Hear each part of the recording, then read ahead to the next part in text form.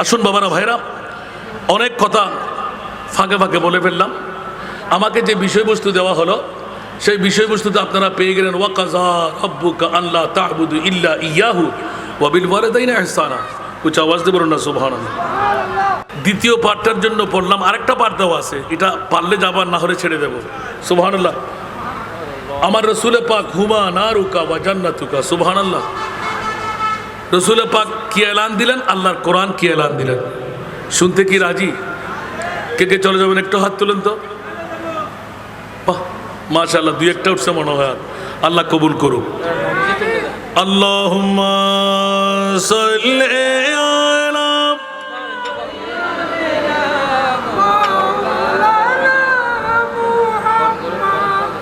ওয়া আলা আলি সাইয়্যিদিনা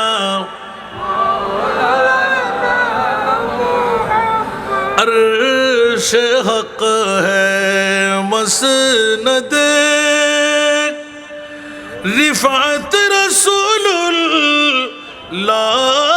की देखनी है हश्र में इज्जत रसूलुल्लाह की। अल्लाहुम्मा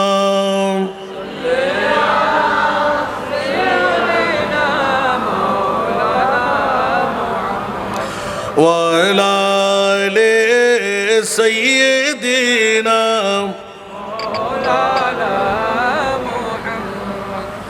لا ورب العرش जिसको जो मिला उन से मिला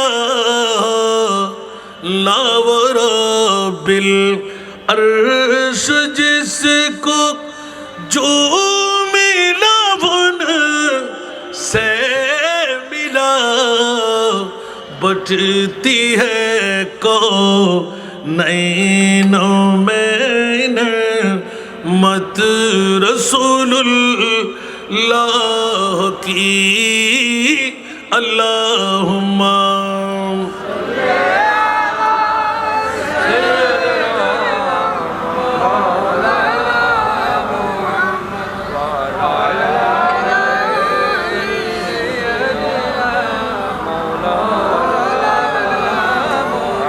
আসুন বাবারা ভাইরা আমার, মা বাবার কর্তব্য আল্লাহর কোরআন থেকে ফাঁস করে দিচ্ছেন। সন্তানের প্রতি মার বাবা, মা বাবার প্রতি সন্তান, আছে না নাই? সর্বাগ্রে বুঝার জন্য অনেক মাহফিল আমার বলা আছে, মার বাবা চাইলে সন্তানের হায়াত বাড়াই দিতে পারে, ঠিক না? তো আওয়াজ বন্ধ কেন? শ্বশুর শাশুড়ি পারে মনে হয়। কিরোড়া কি করলি ওমা, কিরোড়া কি করলি, মারা বাদ দেওরি রে। যুবকরা হুঁশিয়ার, সাবধান।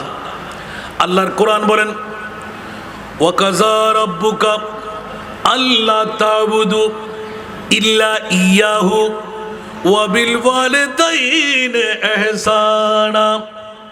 আমার মুনিব মাওলা হুকুম দিয়ে দিলেন মুনিবের পক্ষ থেকে, ইয়া রাসূলুল্লাহ, আমি আল্লাহর ইবাদত ছাড়া আপনার উম্মতের কাছে ফাঁস করে দিন, আল্লাহ তা'বুদু ইল্লা ইয়াহু ওয়া বিল ওয়ালিদাইনি ইহসানা। আল্লাহ এবং রসুলের ইয়াদগারির পর আরেকটি ইয়াদগারি রয়ে গেল, সেটি হলো নিজের মার বাবা। উচ্চ আওয়াজ দিয়ে বলেন না সুবহানাল্লাহ। এখন জিজ্ঞাসার জবাব চাই, আল্লাহর কাছে মা আসেনি? কথা বলতে হবে। বাবা আসেনি? সন্তান সন্ততি আসেনি? আছে বললে ইমান থাকবে? খ্রিস্টানরা বলে না ঈসা রুহুল্লাহ, আল্লাহর ফোয়া। নাউজুবিল্লাহ বলবেন না? ইমান ক্যান্সেল, ঠিক কিনা? লা জিদ্দা ওয়ালা নিদ্দা, কুল হুয়াল্লাহু আহাদ আল্লাহুস সামাদ লাম ইয়ালিদ ওয়া লাম ইউলাদ ওয়া লাম ইয়াকুল লাহু কুফুয়ান আহাদ। উচ্চ আওয়াজ দিয়ে বলবেন না সুবহানাল্লাহ। এই জগৎবাসীরা হুঁশিয়ার, সাবধান। আল্লাহর কোরআনের হুকুম পড়ে গেল, আমি আল্লাহর পরে তোদের কাছে আরেকটি ইবাদত, তোদের মার বাবার আমি আল্লাহ উজুব করে দিলাম। এই জন্য এই আয়াত থেকে মুফাসসিরে কোরআনরা বের করতে করতে করতে গোটা জগৎকে মাথায় দিলেন, খবরদার, আপন মার বাবা চাইলে সন্তানের হায়াত বাড়াই দিতে পারে, পারে কি পারে না? এই পারার জন্য একটা ঘটনা আজকে বলবো না, আজকে সে সময় আমি পাবো না, আপনাদেরকে বসাইতে বসাতে 1 ঘন্টা পার করে দিলাম। সুবহানাল্লাহ বলেন না? আপন মার বাবা চাইলে সন্তানকে মন্ত্রী মিনিস্টার বানাইতে পারে, আপন মার বাবা চাইলে অ্যাক্সিডেন্ট থেকে বাঁচাই দিতে পারে, আপন মার বাবা চাইলে জিন্দাগানের গুনাহ ক্ষমা করাই দিতে পারে, আপন মার বাবা চাইলে পৃথিবীর জগতে ওলি আল্লাহ বানাইতে পারে। না না না, আপন মার বাবা চাইলে উরুল আজম পয়গম্বর মুসা কালিমুল্লাহ জান্নাতি না জাহান্নামী? আরো জোরে, জান্নাতি না জাহান্নামী? খোদার কসম, আমার নবী ডিক্লেরেশন দিয়ে দিয়েন, মুত্তাফাক আলা হাদিস, আমার প্রিয় রাসূল এলান শুনাই দিলেন, আপন মার বাবা চাইলে মুসা কালিমুল্লাহর জান্নাত যেটি, ওই জান্নাতে নিয়ে আপন মার বাবা সন্তানকে শোয়াই দিতে পারে। পারে কি পারে না? মা বাবার দাম কম না বেশ? একটু জোরে বলেন। বর্তমান যুগে শ্বশুর শাশুড়ির দাম বেশি, ঠিক না বেঠিক? শ্বশুর চাকর বেড়া, শাশুড়ি হলেন চাকর বেড়ি, ঠিক কি না? বাসার মধ্যে নিয়ে যায়, আর কাউকে পাই না, মা বাবাকে জুদো করে দেন, চাকরানি দিয়ে দেন, আর নিজে আয়েশ করে, চাকরি করে, ব্যবসা বাণিজ্য করে, শ্বশুর আর শাশুড়ি নিয়ে মোজ করে খায়। নাউজিবিল্লাহ বলবেন না? আর বিবি পায়ের উপর পা দিয়ে সন্তান নিয়ে খেলা করে। নাউজিবিল্লাহ বলবেন না? বাজার করে কে? শ্বশুর বেড়া। রান্না করে কে? শাশুড়ি বেড়ি, ঠিক কি না? হুঁশিয়ার, সাবধান। আল্লাহ আমাদেরকে হেফাজত করুক। বন্ধুরা, অন্য সময় না আবার টাকা দিয়ে দাওয়াত দিলে তারপর হবে আর কি। আজকে তো অতটুকু বলা, এত বড় মাহফিলে এই ওয়াজের বিষয়গুলো থাকে না। তারপরেও আমাকে যখন বিষয় দিলেন, হক আদা না করলে তো চলবে না। আল্লাহ আমাদেরকে কবুল করুক। মনোযোগ আছে নি বাবারা? অনেকের মন চাইবে না, কারণ যুবকরা যারা মা বাবাকে জুদা করে দিয়ে এখানে মাহফিলে এসেছেন, হায় আমি কি করলাম। খোদার কসম, মা বাবাকে জুদা নয়, মার নয়, ধাক্কা নয়, চুল পরিমাণ কেউ যদি আঘাত দেয়, আপনি 1000 বার হজ করেন, লাখো কোটি রাকাত নামাজ পড়েন, কিচ্ছু আসে আর যায় না। সামান্যতম আঘাত যদি মার বাবাকে দিয়ে থাকেন, মৃত্যুর পূর্বে যদি আপনার মুক্তির ব্যবস্থা না হয়, ক্ষমা চেয়ে না নেন, কলমা নিয়েও মরতে পারবেন না। খোদার কসম, মনে থাকবে নি রে বাবা? মনে থাকবে? তাহলে আজকের মাহফিল আপনাদেরকে আহ্বান করে ইয়াদ করাইয়ে দে, চলে বলে কৌশলে আপন মাকে রাজি রাখতেই হবে, আপন বাবাকে রাজি করতেই হবে, ঠিক কি না? এবার মা বাবার হকের মামলা। বন্ধুরা, বাবারা, ভাইরা আমার, আপন মার বাবা যদি পৃথিবীর জগতের মধ্যে চাই, গৌসুল আজম জন্ম দেওয়া যায়, গরিবে নওয়াজ জন্ম দেওয়া যায়, শাহজালাল ইয়ামনি জন্ম দেওয়া যায়, শাহিন শাহী সিরিকুর জন্ম দেওয়া যায়, গৌসুল আজম মাইজভান্ডারি জন্ম দেওয়া যায়, আমাদের পীর মুফতি গিয়াসউদ্দিন তাহিরি জন্ম দিতে পারে। মায়ের মতন মা, বাবার মতন বাবা যদি হওয়া যায়, ও জগৎবাসীরা, আপনার সন্তান গুনেগার হবে না, চোর হবে না, ডাকাত হবে না, সন্ত্রাসী হবে না। এই জন্য পৃথিবীর জগতের মধ্যে মা বাবার হকটা আগে ভাগে পড়ে গেল। সুসন্তান জন্ম দেওয়া আপন মা বাবার পক্ষে। সন্তান কেন চোর হয়, সন্তান কেন ডাকাত হয়, সন্তান কেন চাঁদাবাজ হয়, সন্তান কেন শিক্ষা নিয়ে কুশিক্ষা অর্জন করে মানুষের হক মেরে খায়, এগুলো সব কিছুর মূলত আপন মার বাবা, ঠিক না বেটি? আরো জোরে বলতে হবে। বাবারা, খারাপ লাগে? একটু একটু গায়ে লাগতে পারে, কারণ যুবকরা মা বাবাকে ছেড়ে দিলাম অনেক আগে। হুজুর, এই বর্ষার মধ্যে সুদিনের ওয়াজ করতে লাগলেন কেন? ভালো লাগার কথা তো না। কিন্তু খবরদার বন্ধুরা, আজকের মাহফিল আপনাদেরকে ঈমান তাজা করে দিচ্ছে, জাহান্নামীকে জান্নাতি বানাই দিচ্ছে। উঁচা আওয়াজ দিয়ে বলুন না সুবহান। আল্লাহর কোরআনের এই আয়াতটুকু তেলাওয়াত করলাম। খবরদার, খবরদার, আমি আল্লাহর ইবাদত, রিয়াজত, নামাজ, রোজা, হজ, যাকাত, তাসবিহ, তাহলিলের সাথে আরেকটি ইবাদত, তোদের মার বাবা মাওলা কেমন। আল্লাহর কোরআন বলে, ওয়ালা তাকুল্লাহুমা উফিন ওয়ালা তানহারহুমা। খবরদার, তোদের মার বাবাকে চিটিক দিয়ে কথা বলবি না। যা বেড়া, যা বেড়ি, তুমি কি জানো? বুড়া হইলে বেল ফরে যায়, কোনো দাম থাকে না। এরকম কথা আপন মা বাবার সামনে বলা যাবে না। মাওলা কেমন করে কথা বলবো? ওয়াকুল্লাহুমা কওলান কারীমা, এমন ভাবে তোমরা কথা বলবে যেই কথা বলার সাথে আপন মা বলে দুটো হাত টেনে দেন। আমার দেবর, আমার এই বাসুর, মানুষের ঘরের সন্তানরা এরকম, ও মাওলা এমন সন্তান তুমি আমাকে কেমন করে দিলে?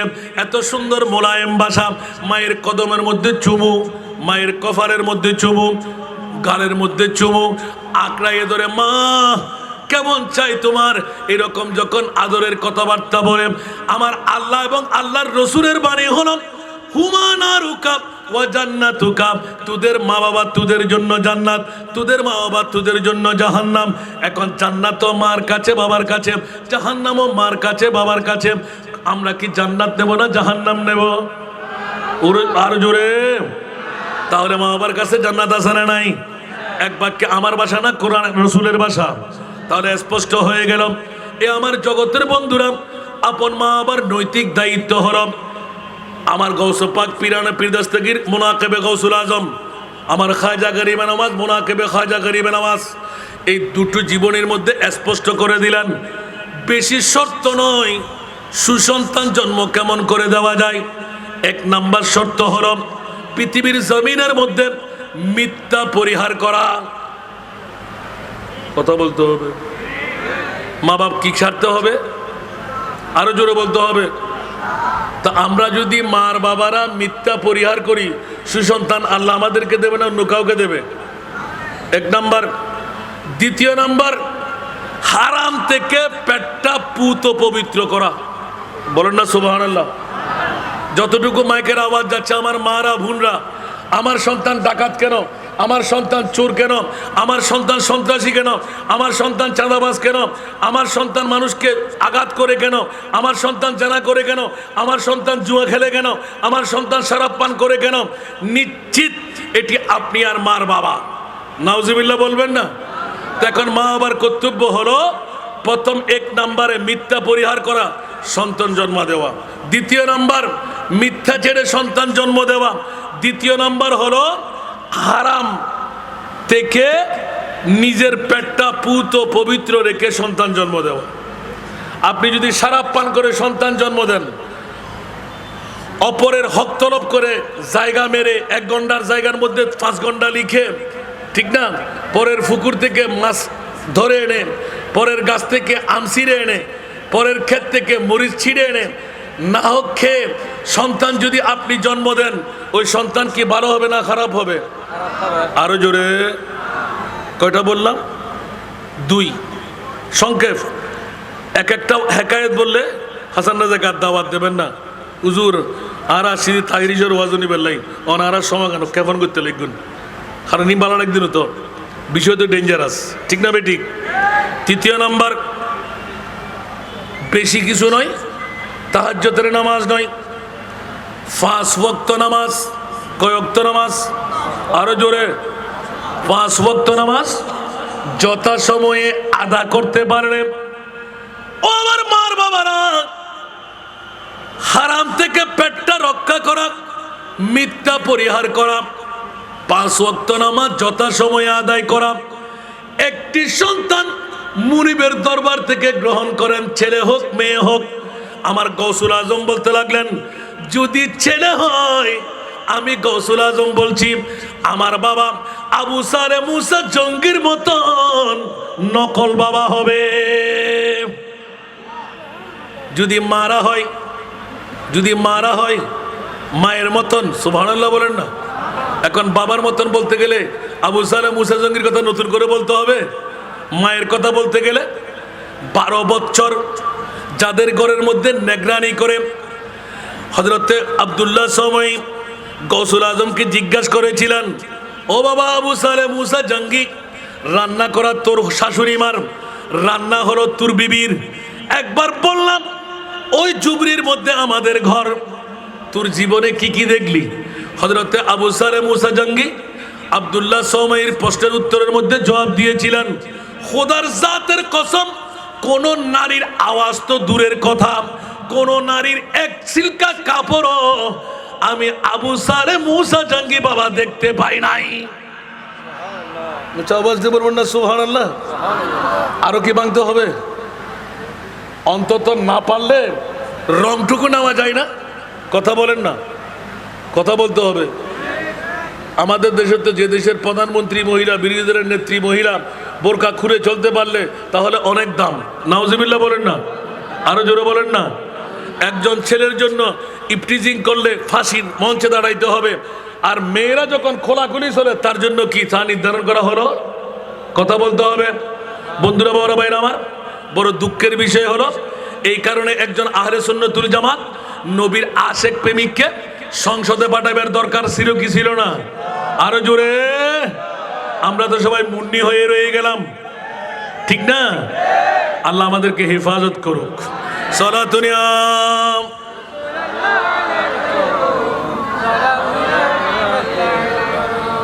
अजब रंग पर है बहारे मदीना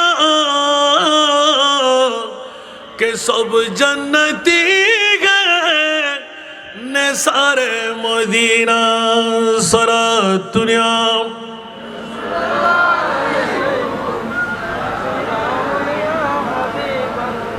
এখন কি বৃষ্টি আসতেছে?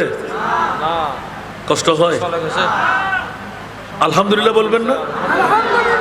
আমার মুনিবের কাছে যদি আজকের মাহফিল বৃষ্টিতে ভিজাই দেব, আমাদের কিছু আপিল আছে?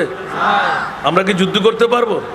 আর আমাদের নিয়তটা থাকবে কি, আল্লাহ তুমি মন চাইলে ভিজাই দাও, তবে এমনি ভিজাই দিও না, জ্বর দিও না, কাশি দিও না, সর্দি দিও না, জান্নাতের নিয়ামত দাও।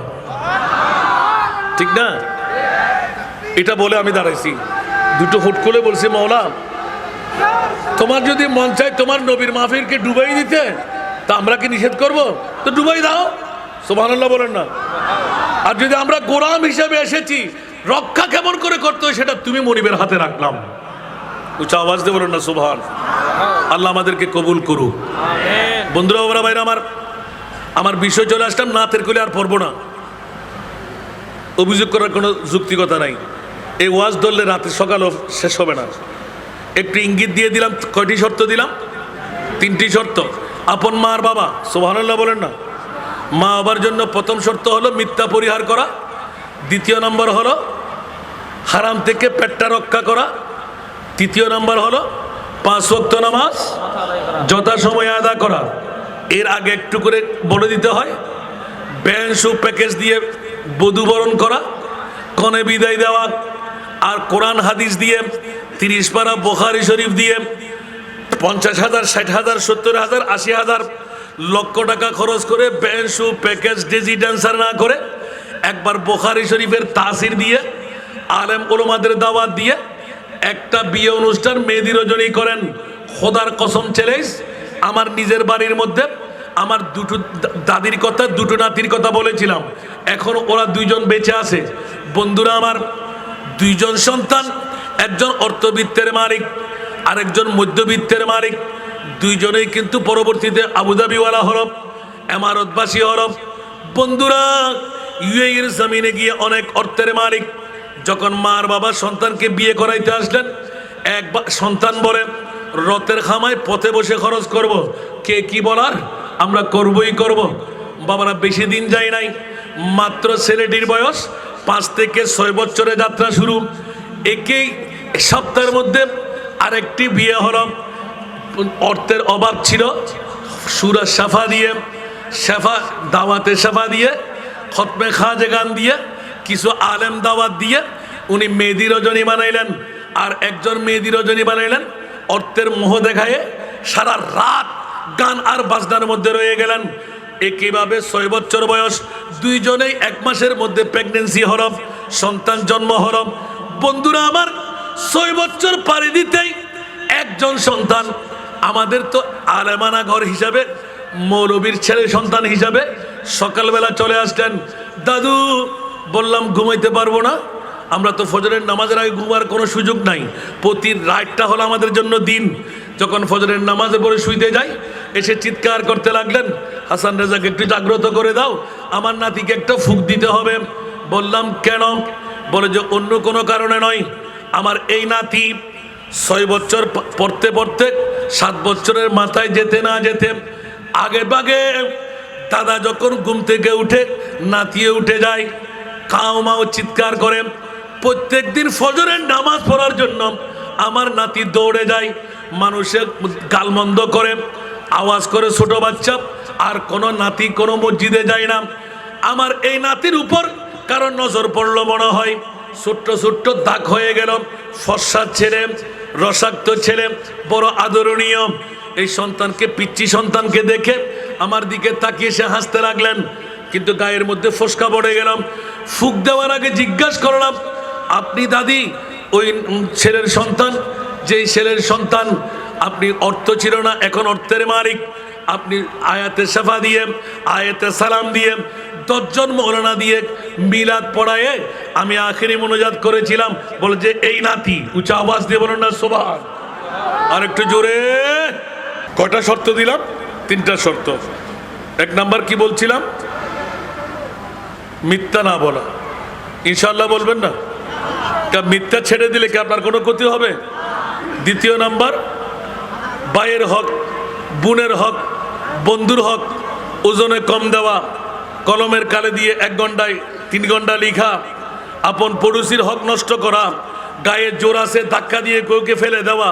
খেয়াল রাখবেন, পৃথিবীর জগতের মধ্যে লোভ, হিংসা, অহংকার, এই 3টি জিনিস সমূলে মানুষকে বিনাশ করে দেয়, ঠিক কি না? সেই যত বড় পীর হোক, সেই যত বড় আলিম হোক, সেই যত বড় জ্ঞানী হোক, কোনো কাজে আসবে না, ঠিক কি না বাবারা? লোভ, হিংসা, অহংকার আপনাকে ত্যাগ করতে হবে। 3 নাম্বার, 5 ওয়াক্ত নামাজ যথাসময়ে আদা করা। উচ্চ আওয়াজ দিয়ে বলুন না সুবহানাল্লাহ। এই 3টি জিনিসকে আমরা চাইলে পারবো না? ইনশাআল্লাহ বলেন।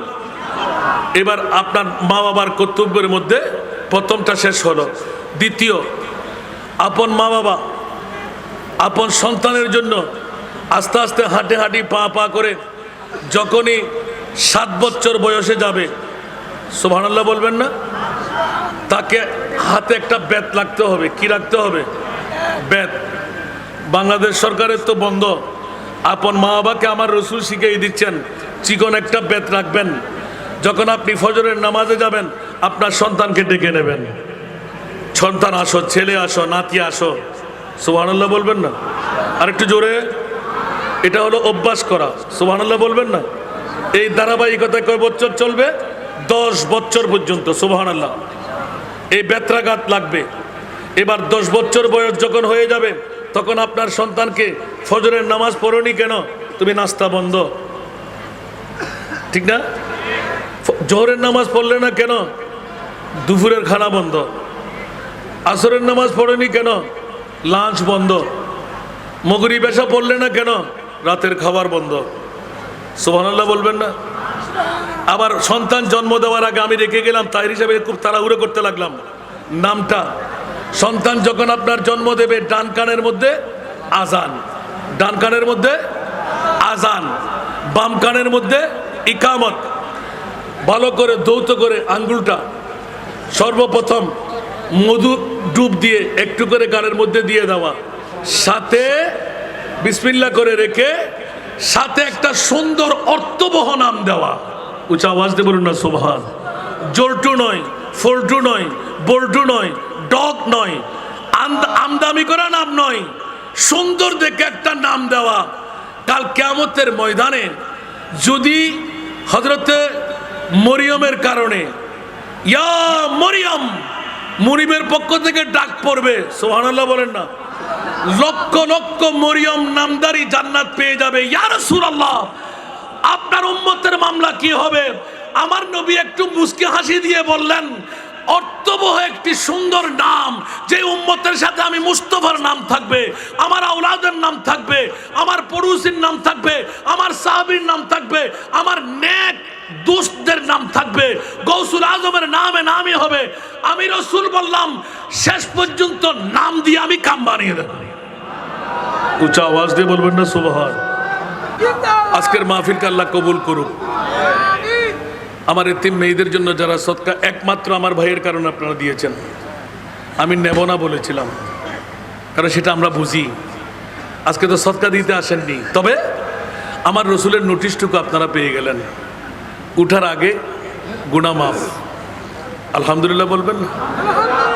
নিয়ত করে ফেলেন, মা বাবা দাদি সবার গুনাহ আল্লাহ মাফ করে দিন। আজকের বৈঠককে আল্লাহ কবুল করুক।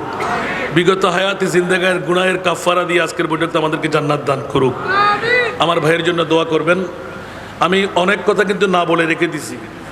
এখনও সুন্নিয়তের জন্য নিবেদিত প্রাণ হয়ে সুন্নিয়তের পাঠগুলো একত্রীভূত করার জন্য যার অক্লান্ত পরিশ্রম, বাংলার জমিনে তাদের মধ্যে গণনার মধ্যে একজন, আমিন বলেন না? আরো জোরে। চট্টগ্রাম নয়, শুধু গোটা বাংলায়, আমিন বলবেন না? আল্লাহ ওনাকে কবুল করুক, ওনার হায়াতে হিজরি দান করুক, জবানের মধ্যে তাসির পয়দা করে দিক। আল্লাহ আলমুদ্দিনী দান করুক।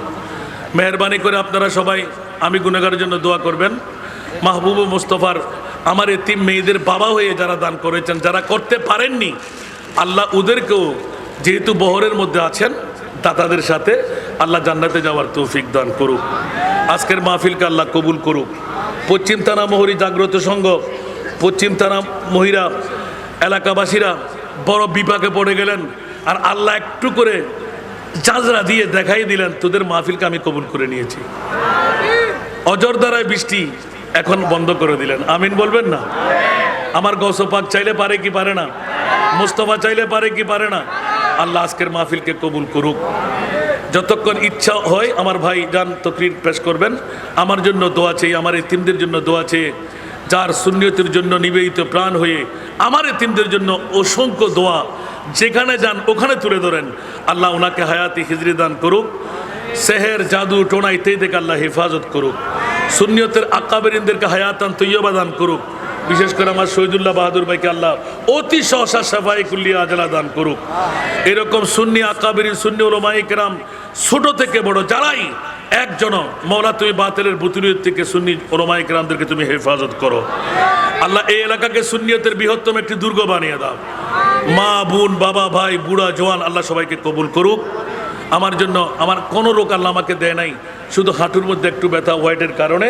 আপনারা দোয়া করবেন আল্লাহ যেন এটাও আমি ভালো হয়ে যায়। আসসালামু আলাইকুম ওয়া রাহমাতুল্লাহি ওয়া বারাকাতুহু।